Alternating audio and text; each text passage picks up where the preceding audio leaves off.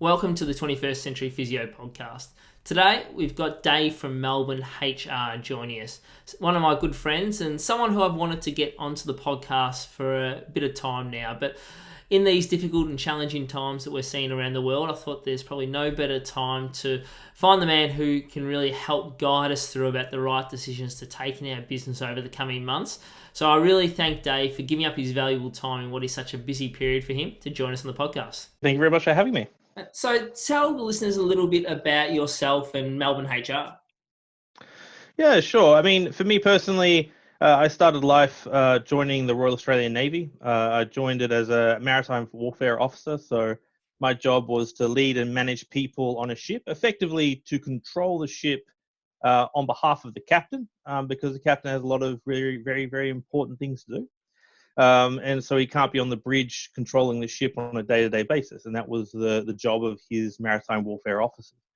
So that's sort of where I guess I cut my teeth in people and culture. And I left the Navy after just a bit more than 9 years. And then from there, I joined a HR tech startup, which was really interesting. Like I hadn't been involved in the tech side of things. So that was totally new experience.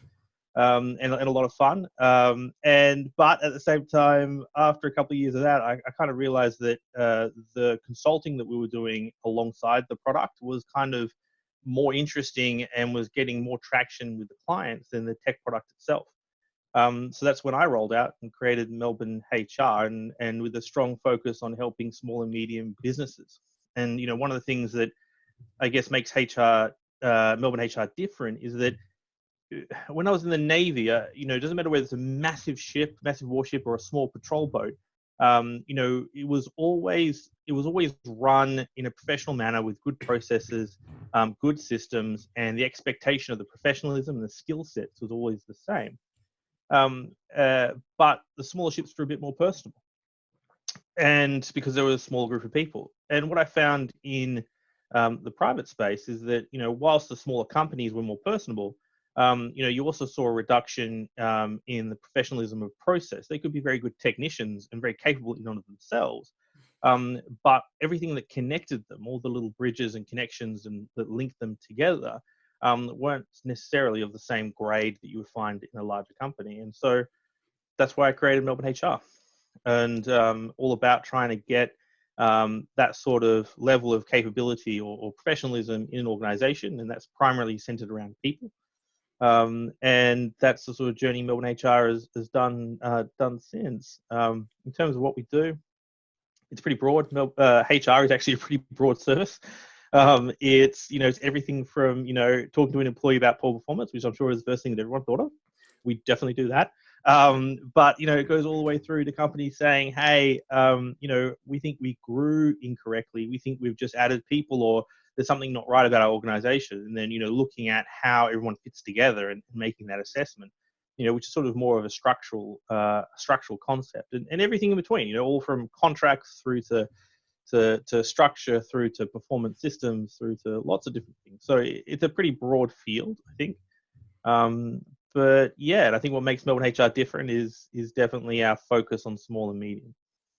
Fantastic. And I can definitely vouch for that. Obviously, having had you on board since our very first hire a number of years ago now. And, that was really reassuring having someone like yourself there to help us along the way. But obviously, without maybe going to some of our, maybe mistakes along the way, but I know you've worked with a number of other small businesses and healthcare providers. What are some, typical mistakes you see that small businesses and healthcare providers make in regards to, dealing with their team? Yeah, right. I mean, I think, look, healthcare, I think is quite a unique field, and it's probably similar to the legal profession. So the health sector and the legal profession demonstrate some very strong parallels. So one of their biggest pain points is they're actually not structured how every other business is structured.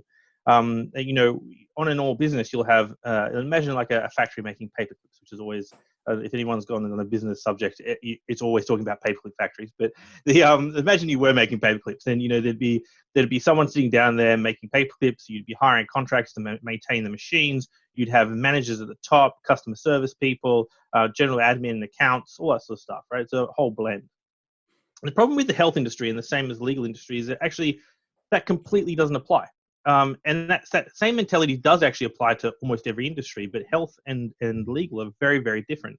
So the person who makes those paper clips is also the manager of the business, and is possibly even also a part owner or the owner of the business. And that's a hugely unique structure, because what it means is the person making the paper clips, they're also their own boss, their own manager, which means they're in charge of their own productivity. And they also have to make paper clips, but also they have to keep talking to accounts and customer service and marketing and doing all these things as well, which is so unique for that business, because you think of management as possibly just sitting at the top of the mountain, looking down, but actually, doing good management is about making decisions, understanding the business, getting all that raw data and information, and then spitting out choices, and then following those up. And that's actually quite hard when you're sitting on the machine making paper clips. and so that's, and you find this in health, and you find it in legal, and it is something tremendously unique about those two industries from a structural perspective. And it also makes it a little bit of a challenge. It means that these organizations really do need to invest in people who can sit alongside them to be co-managers. So if you're that makes sense instantly. People are going to be like, oh, but I only have an organization of 5 people. How do I, what does that mean to me? Well, unfortunately, what it means to you is that when you're picking someone who's, say, a medical receptionist, or you're picking someone who's going to do some work in accounts up front, you have to start looking at those people and going, well, have we invested in a little bit of leadership here? Have we invested in an ability to take some stuff off my shoulders? And that's really important, because every business person who starts a business or has a small business, they realize that they actually have many hats. And as the business grows or it changes, the size of those hats can change. Now, in a normal circumstance, when a business grows, not legal or health, as the hats go bigger, you discard them. So you hire somebody else, they take one of your hats.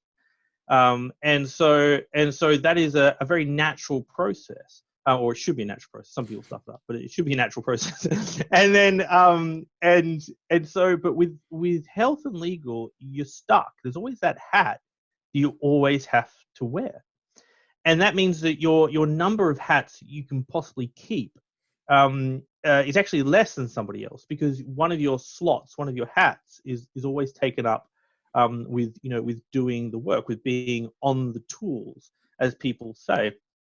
And when you're small, being off the tools can be very expensive. As soon as you're off the tools, you have to pay someone to be on those tools. And that can come with commitments. And suddenly you don't have enough hours for that person, but you've committed to so many hours, and all these other things that come into being, into hiring someone. Whereas if you do it yourself, it's very easy. So when it comes to people in the health sector, I think the primary challenge is always understanding the uniqueness of their industry. Because until you do, and until you apply that uniqueness to every book that you read by every guru of life and business and property investment that you've ever read, until you apply that lens, you're always going to come up with the wrong answer. You'll always come up with the wrong business solution, because you're still thinking it's a paperclip factory, and that you're a manager. And yes, but you're on the machines, and that goes to the highest levels. You look at a high-end law firm with 50 people, and we have clients like this. Their best people, their most senior people, the people who are effectively the CEOs of those firms, they're talking to clients and they're typing out letters, because that's what they have to do. That's part of being on the tools.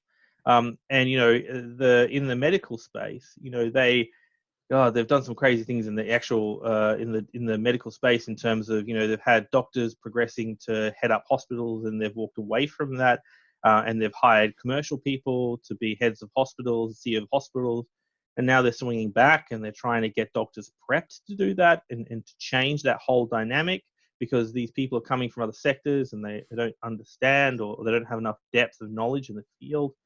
So it's I think that's something that very unique in health, and very unique is that you really have to understand the very particular lens of it.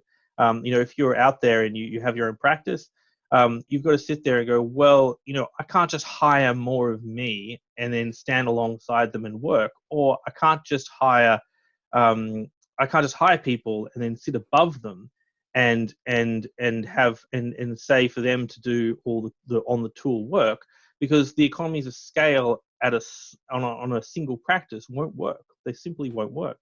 So you need to sit there and actually look at it from a different lens and go, well, actually, what I should be investing in is some management or supervision skill to take that component off my shoulders, and therefore I become a bit more of a strategic manager, and I have a day to day. And in fact, you can actually see this paralleled in some really traditional general practice clinics that actually run a practice manager, and it's happened for 100 years in that GP space, and it's worked because it's allowed the people who can earn the most money to focus on earning that money. Now, when you're in a smaller, doctors have a whole bunch of advantages in the fact that they charge so much and get X, Y, and Z from the government. So, as a physio, particularly in that space, you don't want to mimic that exactly. And I actually think it's a little bit inefficient. What you want to do is sit there and invest in some people who can help you, not just fill out paperwork, not just make sure appointments are going ahead, but to take that next 1, 2, maybe even 3 steps, and take more off your shoulders. I think that's very important. And what are some of those key things that you'd look to get them to take off your shoulders as a physio owner? Yeah, I mean, I think for a start, business admin is hugely important, but it does take up a whole bunch of time. So even down to things like, okay, you need to roster a bunch of physios, because you have, say, there's 4 of you, one's the owner, there's 3 employees, and then you have the support staff. You actually want someone to be rostering and rostering, not just putting people on, but also thinking about how many appointments they have, like how many appointments those 3 people have, and roster them accordingly. You want that same person to come back to you and go, I actually think we should change our days or hours because of this reason. And it's actually, before I go on, one of the things I'd like to say is there's this really interesting concept when it comes to women and housework, and it talks about mental headspace, and it says that because women have to think about chores at home and then have to assign their husband chores at home, that thinking about it and the assigning and the reminding is actually a chore in itself. And it's actually very hard. It's actually one of the things that it's an argument used, a very valid argument, about how it hasn't actually changed for women at home, because they're still having to remind people to do chores. They're still having to say, go do this, go wash that, go do this. And it's talking about headspace.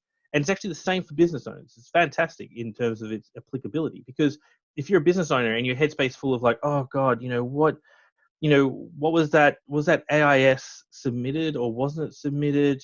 Why does last month's AIS, why is that larger than this month's AIS? What happened there?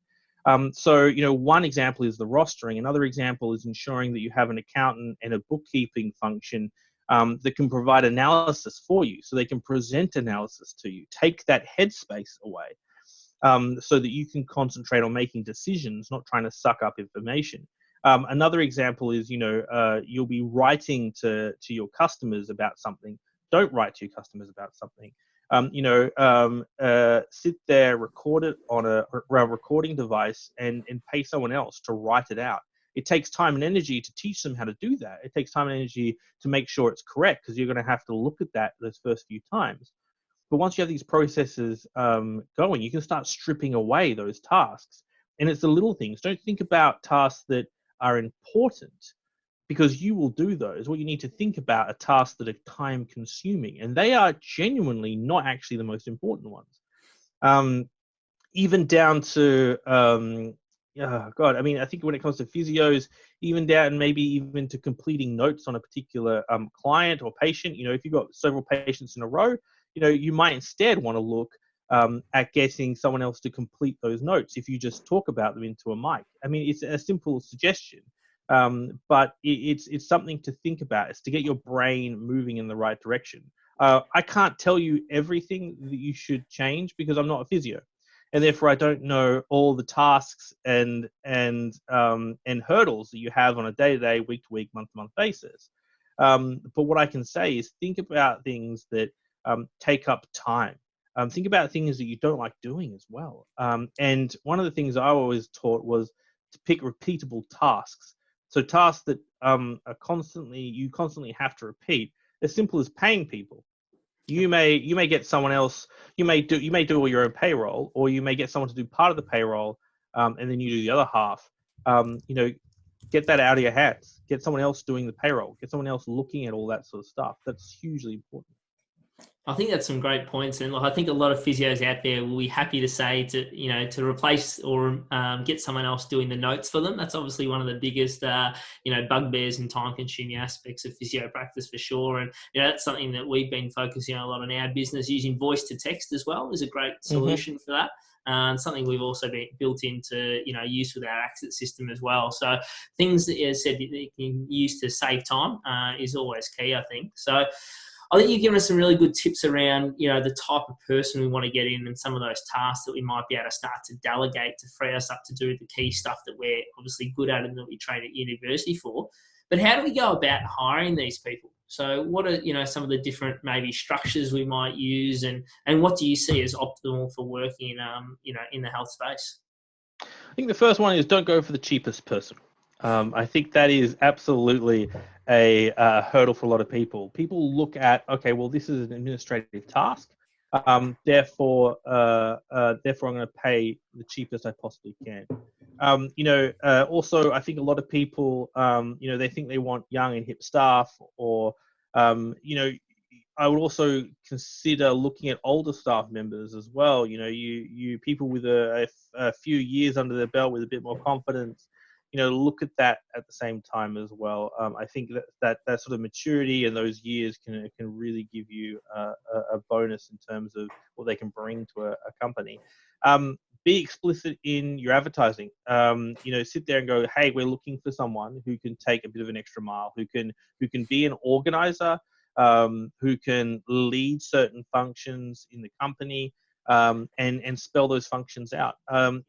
People get attracted to jobs where where they can do more, they can stretch their wings a bit more. So, it always comes down to you advertising as well, because that becomes a point at which you will attract the right people, if you've advertised it and done the right copy.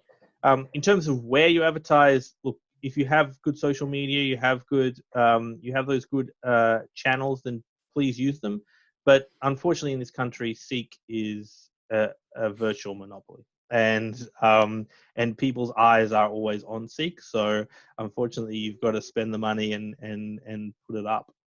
Yeah, no, I think you're definitely spot on there. It's definitely a good source of finding people in the industry. Now, I've been wanting to get you on here for a while, but the thing that's probably sped that up a little bit, and I appreciate you, what's a very busy time for you at the minute, jumping on the podcast today, is to discuss, I guess, the current climate. I think this podcast will be really interesting to listen back to in 12 or 18 months' time, hopefully when all this is passed. But we're talking obviously about the coronavirus, COVID-19, and probably people aren't looking to hire at the minute. Potentially there's some other issues in regards to HR and the team in the business. So I'm interested in some of your thoughts around, what are some short-term things we can do to maybe ease the pain of this current situation and climate that we're in? Yeah, look, it is very, very tough. There aren't a lot of options out there. So, if you're feeling under the pump or you're feeling a little bit cornered, understand that there are a lot of people in that same circumstance. And so, the first thing is, have a think about and consider your own mental health. If you're a business owner or a manager, do try and give yourself a little bit of breathing room and a bit of a break. Everyone is struggling. In terms of what you can do, look, your options aren't great, you do have them. So you can look at talking to your staff, trying to reduce those hours. You can look at standing down staff, and I'll go into detail each one of these once I've gone through the list. And then finally, you can look at redundancies as well. So starting from the start, whilst people have contracted hours, you can still talk to them. If both parties agree to a change in contract, then you can change a contract. So talking to your staff and going, look, this is what we're facing. This is the commercial reality. And also, by the way, be very frank with people about that commercial reality, because they don't know. Just because business owners assume that their employees will have at least a general gist. They don't. They very rarely have a general gist. So give them an understanding of the commercial reality of the organization. Be frank with them and just go, look, these are our options. We need to reduce some hours in the short term with the view to increase them once we're past this to try and save jobs. If you're finding, the next component there is to look at standing down. So standing down is a really unique rule. In fact, we only vaguely knew of it before COVID came along, because in Victoria we don't really suffer from too many natural disasters. Even when the fires came, they weren't really touching Melbourne itself. It was about rural Victoria. So in a natural disaster circumstance, if you're unable to operate, or you are unable to utilize individuals in your organization usefully, in that particular circumstance of an emergency natural disaster, you may stand down your employees. There's a couple of points to it. First off, when you stand down an employee, yes, you're freezing their payments, so you're not paying them any wages. However, the expectation is that you will stand them back up. If you don't, then you have to go through a genuine redundancy process. And finally, and this is really important, is that people, when they're stood down, can actually take annual leave if they so wish. And they can take long service leave as well, which means that you could end up still paying people. So you just need to be conscious of that, and it does remove liabilities for later down the track as well. So there are benefits to your balance sheet, but it is, in terms of cash flow, you can result in still paying people. So would that apply in this current situation, given that the government hasn't closed down the industry and physio they've declared a state of remain emergency? Open? Okay. They've declared a state of emergency, so absolutely it still applies. If you have no clients walking through the door, like customers walking through the door, because of this, then you could stand your employees down. And also, I think the reality is, in this particular industry, when it comes to physiotherapy, the reality is that you can't stand 1.5 meters away from your customers, so it absolutely applies.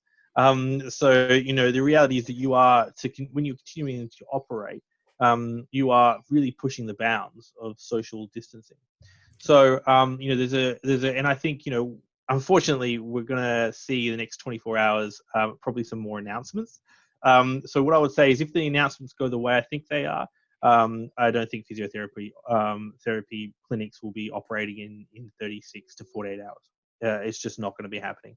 I think so. That's one component. And then, if say those new rules do come in, then you would be potentially standing down all your staff.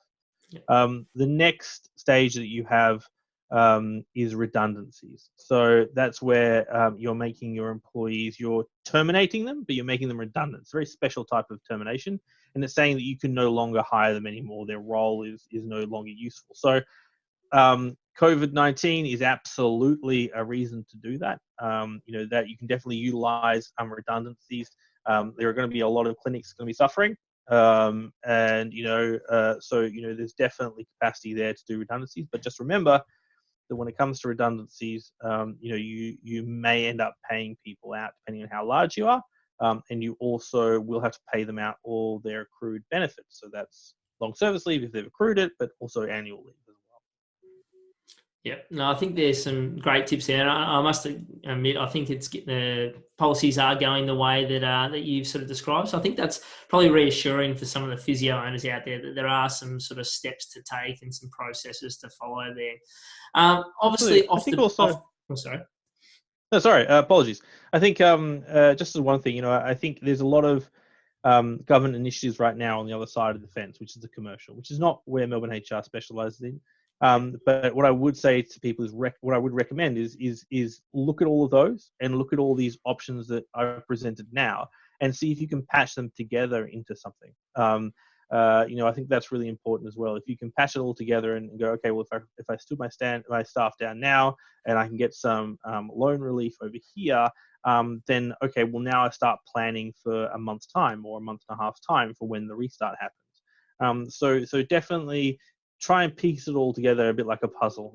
Get all those elements and try and really assess the circumstance. Yeah. And when you're going about negotiating some of these things and the contracts with your team, do you have any tips for people out there on, best ways to go about that? Obviously, this is your area of specialty. Don't go in there guns blazing. Don't put a sob story on. Australians are naturally very cynical people. So don't do that either. Just go in there and explain the circumstance. Just be very straight. Explain the circumstance and just go, look, the choices are we either cut hours or we look at redundancies.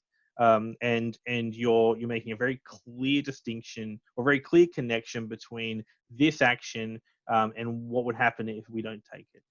You're describing that it is a requirement of survival of the organization, and people, you can either explain it to them or people will naturally understand that there may not be many jobs at the end of this process initially. Okay, as the economy bounds back, they're not going to be a huge amount of jobs to start with. It's going to take a little bit of time before it all expands out. So they really want to, employees should be incentivized to maintain a connection with their organizations. Yeah, I think there's some fantastic tips. So obviously we're going to be, bouncing back on the other side, and there is some, light at the end of the tunnel, whenever that might come. Course. What are the processes, I guess, someone would go about, either getting their team, back up to speed, or actually, can they hire staff after they have made them redundant? You can. You can rehire staff, that's for sure. But what I would probably do in a practical sense is when you're choosing to get staff back together, do some of those little things.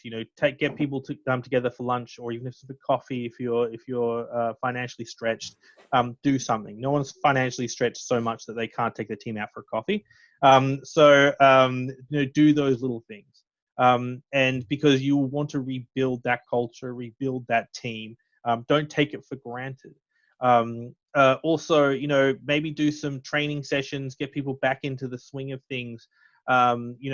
Take that extra time. Don't think that people are going to be able to jump straight back into it without any type of refresher. If they've been watching Netflix for 2 months, there's going to be a lot of brains are going to be turned to toast. So, you need to consider those things. Think about it as a big team building exercise, not just an operational necessity of getting the commercial machine, swinging. Have put some effort into the people, and it's just the little things. Don't try and take everyone out to, a 4 Michelin hat restaurant or something like that. What you really want to do is do little things and build. I think when it comes to culture and building culture up, you have something to prove to your people that you can actually build culture, and that means it's really important to start small and build that confidence in them that you have the capacity to build this team. I think there's some fantastic tips and reassuring tips, I think, for people out there in this difficult time. And I think that, that calmness and that honesty approach that you've sort of recommended there is going to go a long way to helping people through these difficult times and having some of those, difficult, but unfortunately, potentially going to be necessary conversations over the coming weeks and months. So we really appreciate your time and your advice there, Dave. This has obviously been very reassuring, but if someone does want some more reassurance or to make sure that they're going down the right path through this process, and then also on the other side in regards to rehiring and hiring a new team on the other side of this, how can they find out more about Melbourne HR and get help from you and the team? Well, typing Melbourne HR into Google is probably the fastest way. We do come up. Some of our competitors do like to put in ads for Melbourne HR, I've noticed. But if you scroll below the ads, you'll see our name, and hopefully we'll be the number one ad anyway. But yeah, get in touch with us. Very clear. If people want to jump on the phone 10, 15 minutes, we don't charge for it. Just give us a call. We'll have a chat with you. More than happy to. And on the other side of this, if you want to help building your team up, absolutely. If you're in the unfortunate circumstance that you need to do something a bit more drastic with your team, right now, feel free to jump on, and we can definitely talk you through it for 10 or 15 minutes. And then if you want, we can help you execute as well. Other than that, I would say to people, this is the bottom-ish of the valley. But what's always proven is that in any economic downturn, there is always an upturn. So it's about coming out the other side, and those businesses that do come out the other side and are still kicking at the end of this, they will be doing well. They absolutely will. It's a proven. That in fact there used to be a saying that if you want to start a business, start it in a recession, because by the time you come out of the recession, you'll be lean, mean, you'll be a fighting machine, and you'll be taking on your competitors and winning. So, some great positive words to leave us on there, Dave. Thank you very much for joining the 21st Century Physio podcast, and I'll make sure we put up all those links in the blog post to the podcast. Thank you so much.